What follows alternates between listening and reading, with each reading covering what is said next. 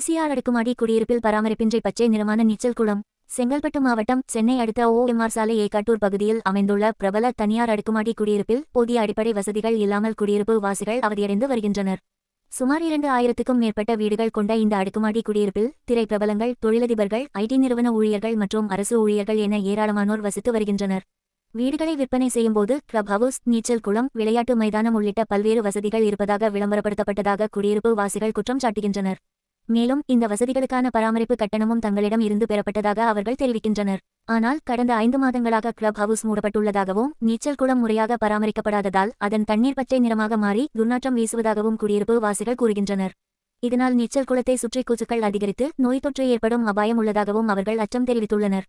அதேபோல் குடியிருப்பு வளாகத்தில் உள்ள மரங்கள், செடிகள் மற்றும் புல்வெளிகளும் முறையாக பராமரிக்கப்படாமல் காய்ந்து கிடப்பதாகவும், மரங்களில் இருந்து உதிரும் இலைகள் கூட பல மாதங்களாக அகற்றப்படாமல் இருப்பதாகவும் குற்றச்சாட்டு எழுந்துள்ளது. வீடுகளை விற்பனை செய்யும்போது கூறப்பட்ட வசதிகள் தற்போது முறையாக வழங்கப்படவில்லை என்றும், இதுகுறித்து நிர்வாகத்திடம் கேட்டால் உரிய பதில் கிடைப்பதில்லை என்றும் குடியிருப்பு வாசிகள் வேதனை தெரிவிக்கின்றனர்.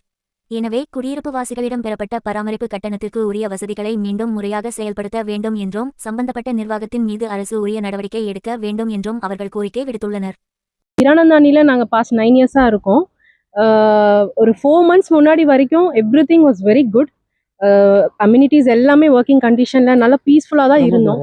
பட் ஃப்ரம் April 1 அவங்க வந்து கம்யூனிட்டிஸை மெயின்டைன் பண்ணுறது அண்ட் கிளப் ஹவுஸை மூடி வச்சுட்டாங்க.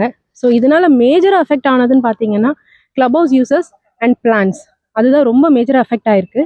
அண்ட் கிட்ஸ் நிறைய பேர் கிளாஸஸ் அட்டன் பண்ணிட்டு இருந்தாங்க.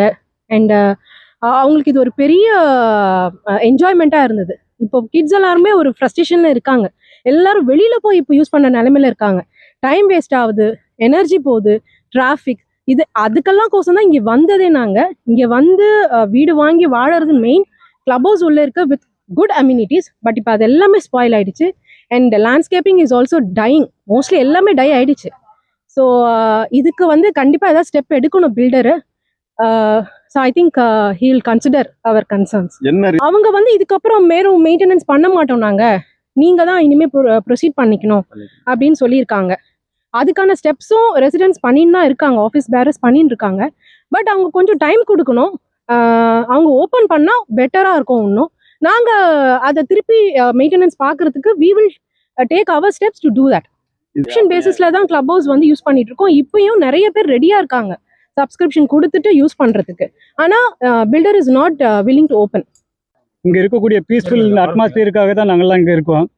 எல்லாம் இருந்துட்டு போய் we cannot play ரெகுலராக. நாங்கள்லாம் will be playing badminton, table tennis, எல்லாத்துக்கும் we had a very nice atmosphere.